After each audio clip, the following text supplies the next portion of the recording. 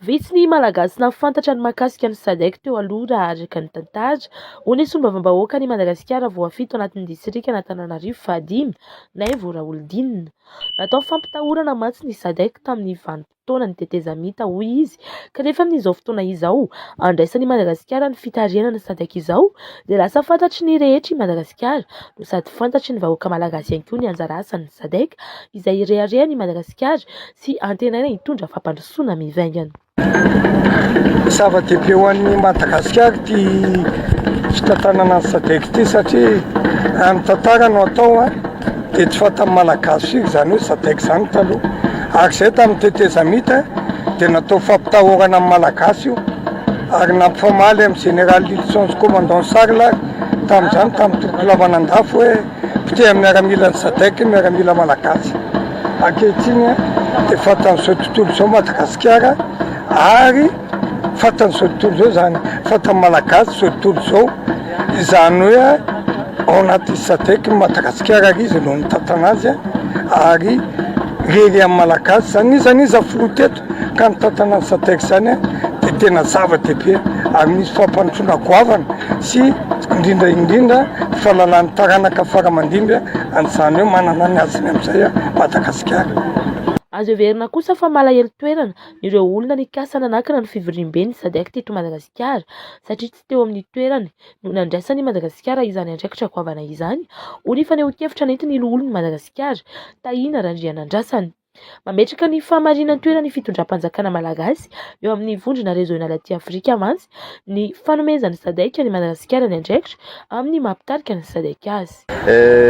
Iza no naniry an'izao fotoana izao tsy ho tanteraka ary inona ny antony tsy ahafahany milaza fa hoe tsy tokony ampisina izao fotoana izao amin'ity andro anio ity. Ny rehefa fakafakainy ireny olona ireny dia tsotra malahelo satria tsy izy no teo amin'ilay toerana, malahelo satria tsy izy no nandray an'izao fivoriam-be izao, malahelo satria raha ohatra ka Andriamatoa Rajoelina no neken'ny SADC dia mametraka zany ny ataontsika hoe fahamarinan'ny toerana ny fitondram-panjakana eo amin'ny vondrona rejoniala ety amin'ny faritry ny SADC ary mametraka ihany koa ny faneken'ireo firenena sy ny mpitondra ato amin'ny SADC fa Andriamatoa Rajoelina izay mbola namafisin'izy ireo nandritry ny reny kabary ny fandimbiasana teo ireny fa manana ny herijika ary matonky tanteraka izy ireo ny amin'izany fitantana Andriamatoa Rajoelina ny SADC manomboka amin'ity vaninandro anio ity sy ny herintaona manaraka indray ka ataoko hoe ny resaka naparitaka dia ahafahantsika mavoaka malagasy ny mijery sy mamantatra ombenombeny sy hatrany ny izay olona mikatsaka ny tombontsoan'ny firenena sy izay olona mikatsaka an'izay animba sy hamotika foana ity tandrazana mamitsika ity. Manentana ny rehetra moa itoloolony Madagasikara ity mba hiaraka hijery ny tombontsoa ambony firenena amin'ireo asa sy andraikitra maro samihafa ho raisin'ny Madagasikara.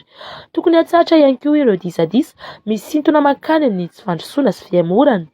Tokony andalina ihany koa mantsy ny vahoaka malagasy manoloana ireo resabe novizina izay tsy mitondra fampandrosoana eto Madagasikara.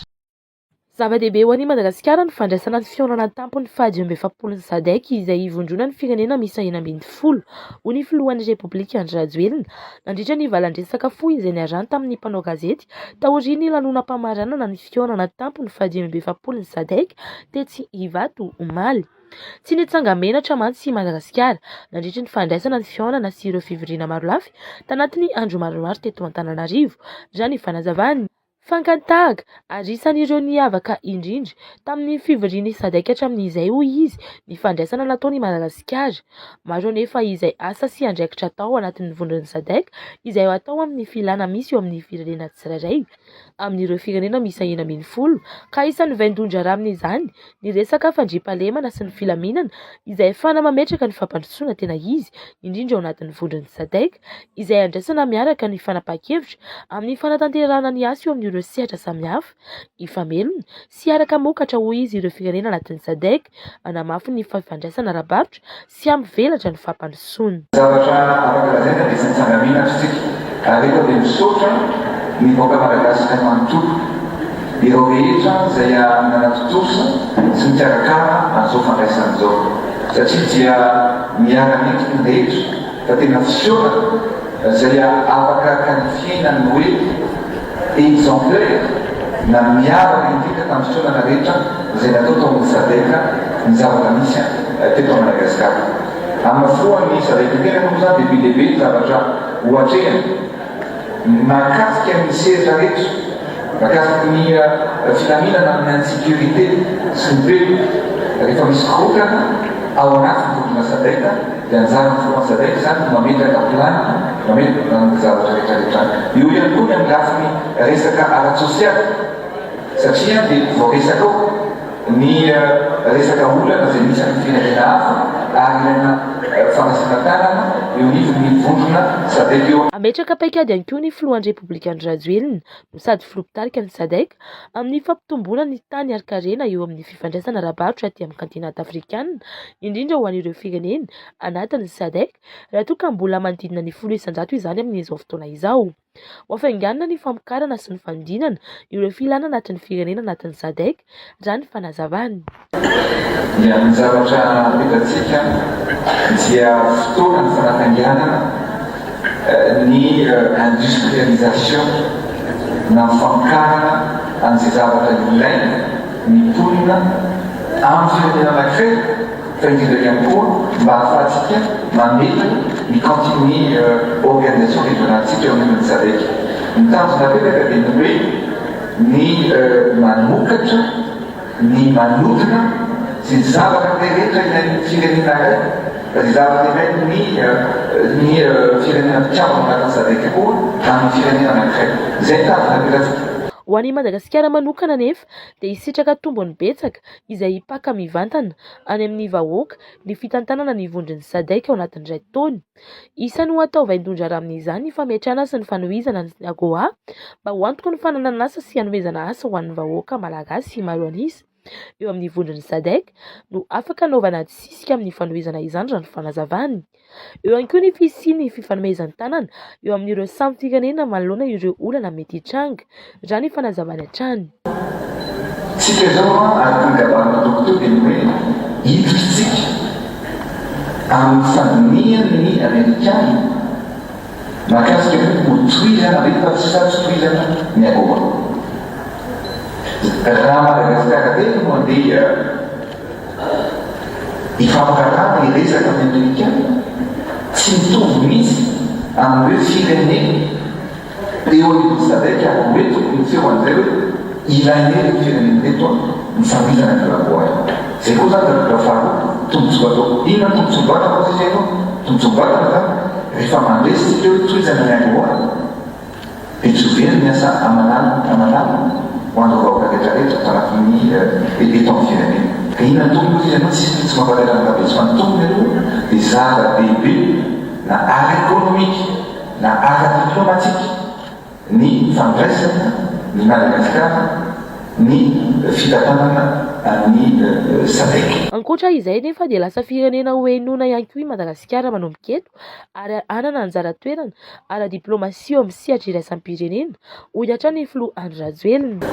Amin'ny resaka diplomasia dia ny fametrahanao no toerana misy ny firenenao no zava-dehibe indrindra. Rehefa tsy mametraka ny firenenao ianao hoe firenena inono sy firenena mitarika dia lasa firenena tsy manana ny feoany zany amin'ny zavatra rehetra izay mitranga. Ny zava-dehibe ny diplomasia dia ny plasy ny Madagasikara zao misongadina ary ny plasy ny Madagasikara dia inoana ihany. Raha ny zavatra mitanga tsy maintsy inoana inona ny hevitry Madagasikara. Nitondra fanazavana kosa ny filohan'ny filan-kevitry ny minisitra ao anatin'ny sadeka no sady ministry ny raharaham-bahiny malagasy Ramatoa Rasata Rafaravavitafika fa manana tombony betsaka i Madagasikara eo amin'ny fandraisana anjara amin'ny sehatra iraisam-pirenena. Hitondra ny teny ny firenena miisa 19 anatin'ny sadeka no ny toerana mampitarika ny sadeka azy. Voalohany indrindra aloha manomboka androany dia Andriamatoa filoha Repoblika ny Madagasikara Andriamatoa Andry Rajoelina no filoha mitantana ny sadeka. Tena zavatra goavana izany eo lafiny diplomasia. Zany dia midika fa rehefa mivoaka any ivelany any Andriamatoa filoha no manatantera manatanteraka iraka dia manatanteraka ny iraka amin'ny anaran'ireo firenena miisa 40 ka manamivony sadek. Tena aloha izany fa tena zavatra goavana izany ary ahafahantsika mampandroso ireo artistika rehetra izay ataontsika mba hiarovana tombotsoa ny Madagasikara sy ny tombotsoa ny vondrona sadek iray manontolo. Manarak'izay dia mitombo hatrany ny mampisongadina ny diplomasia malagasy izany hoe fananantsika ny Andriamatoa izany mitondra ny tenin'ny sadek iray manontolo. Ao anatin'izany dia ahafahantsika mifampiraharaha amina firenena hafa amin'ireo firenena goavana maneran-tany izany hoe afaka manao négociation collective izany isika amin'ny anaran'ny vondrona sadek.